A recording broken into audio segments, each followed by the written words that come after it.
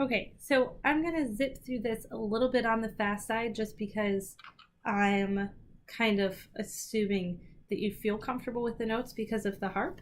And I want to encourage you to make that harp concertina connection to what the notes are. But if it is too fast and it's frustrating you, let me know. It's sort of a purposeful push for a little bit of purposeful frustration, but I don't want you to actually feel like you can't get the tune. So that's my disclaimer. I'm just gonna go ahead and play the tune. Now I think you've got it already in G, and I often play the tune on the concertina in G because it's just full of really nice chords. It's easy to play, but it's really good to be able to play it in both keys. I think the proper key is F as far as where it was composed, and you're out and about playing with some really great people. So you might find you go to a session and someone's playing it in F because it's a really great session. And, you know, I if I take my harp to a session, I'll play it in F. It's really worthwhile to have both. So do learn the G one, but this one's great to have too. I'm glad you asked for it.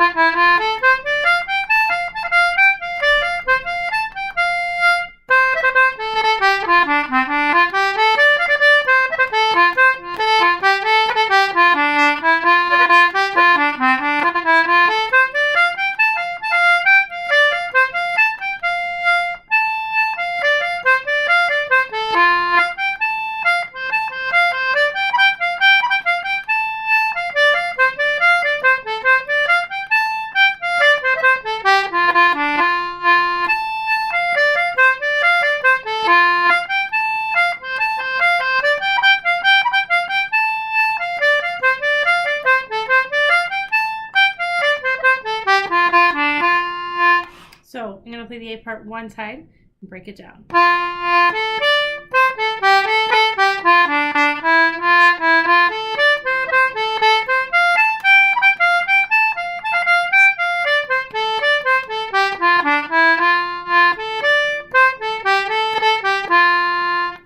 So I'm just on the middle row here.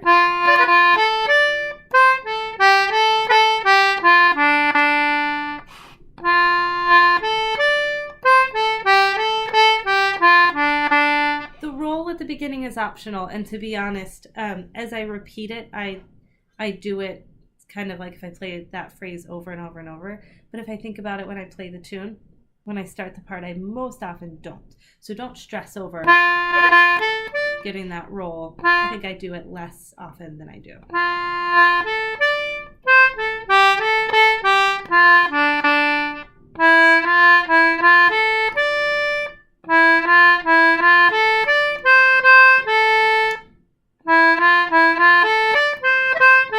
Do a cut there, just make sure it doesn't kind of choke off.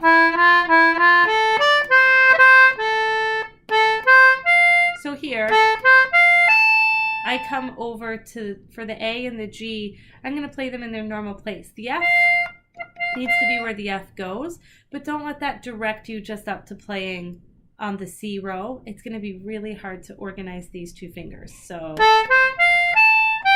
you may as well come in, A, C, F, regular A, regular G. Okay, so you've got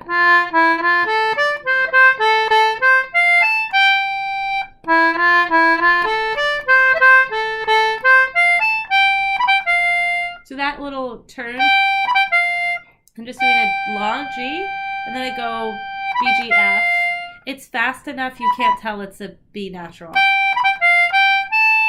And back up.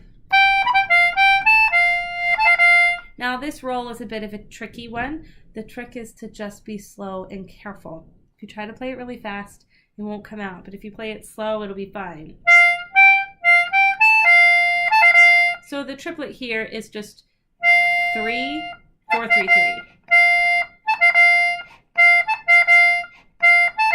And if you can do it articulately but slowly, then it sounds fine.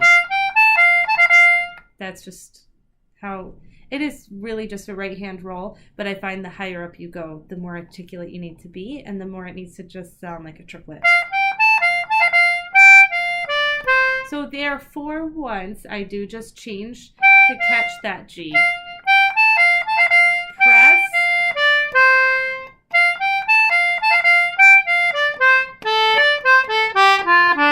And then the end is the same as the beginning. So a lot of middle row.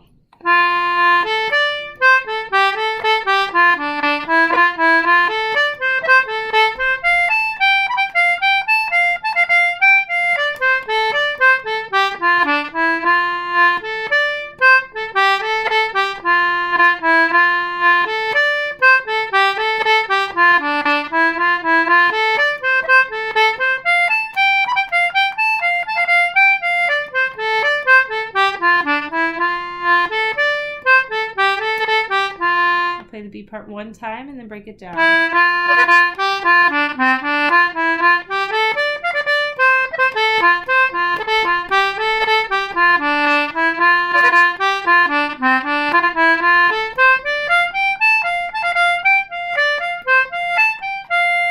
So, middle row.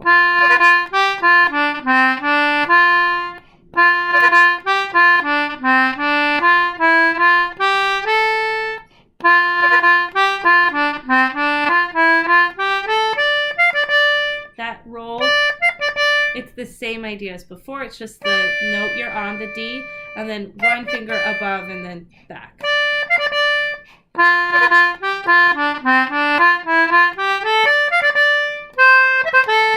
Same as the harp, except I'm just using the finger above for the little cut note.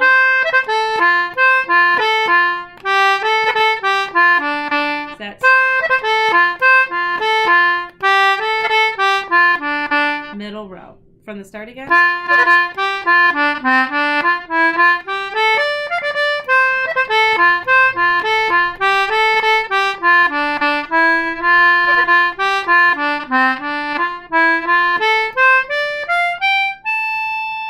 So like before, as I get to the top, I'm using my regular G on the G row, regular A on the G row.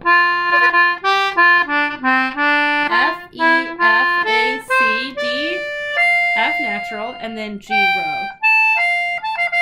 Same roll, so that's A, F, roll, back to the G row for the G.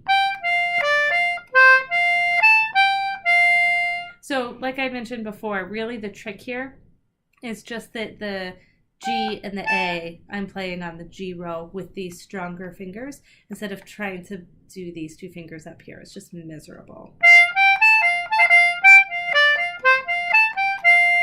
Okay, so from the start.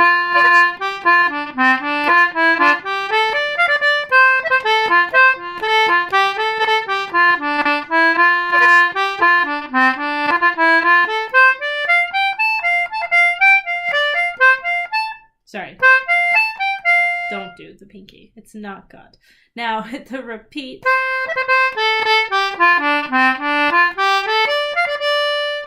I'm doing a bunch of my rolls on the right hand. It's sort of the downside to F is it's not worth it to figure out how to do them on the left hand. So you just have to do right hand rolls. They're nice. They're just sweet. I think the downfall to right hand rolls is if you try to make them sound like left hand rolls. They just don't. They're not really rolls. They're just kind of little triplets. They're sweet. They're simple. They're sort of harmless. So if you'll approach them in that way and just think like, I'm playing a nice, gentle Claire style, then they're easy, they sound nice, and when you speed them up, they really do sound like rolls.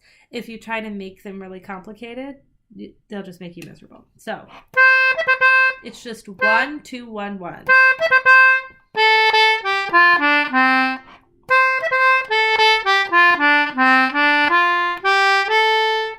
down and up the same way.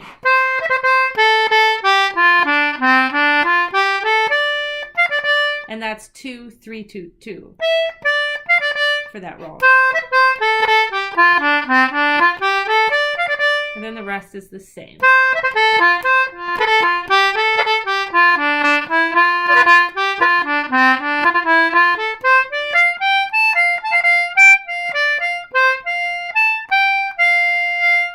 Third part.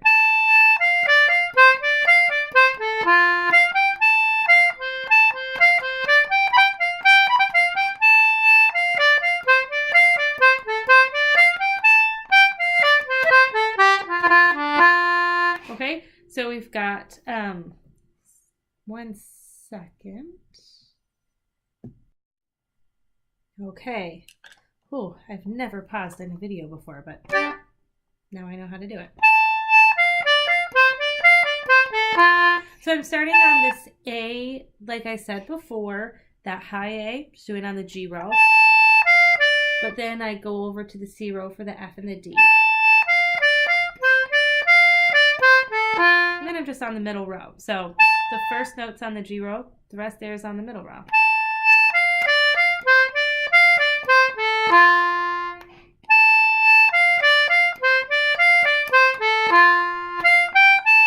Now here it goes a little different from the rest. So I go up the scale, F, G, A, as we've been doing, but then to make this comfortable,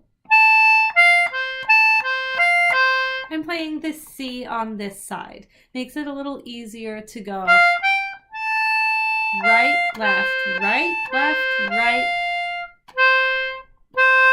I think there for the last one I probably go to the right. Probably. Nope, I think I stay on the left.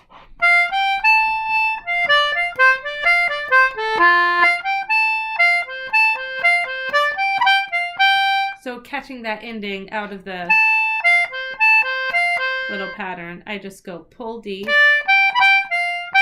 So like we've been doing, C row, G row for the G and the cut, F natural, back to the G.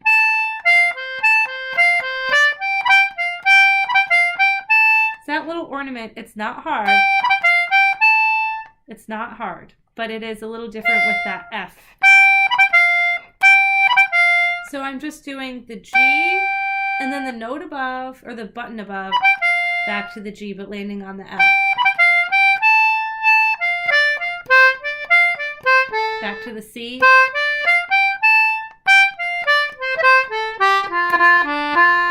So there, again, the fingering is just up the middle row until you have to get to the G. The G and the A are normal. C, D, F, G row, middle row again.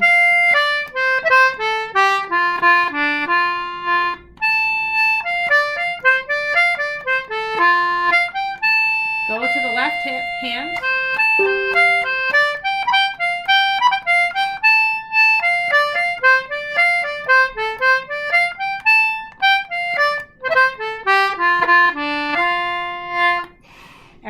Hopefully that's helpful. If it's too fast, try to work with it. Try to kind of force yourself to think in harp. The more you can think concertina when playing harp and think harp when you're playing the concertina, the more you'll just think music when you're playing music, which will help. Sorry, my nose is a little stopped up, so it's hard to talk, and I'm not speaking very clearly. But kind of let yourself work with it for a little while, and then if it's too fast, let me know and I'll help you with the parts that you need a little more clarity with.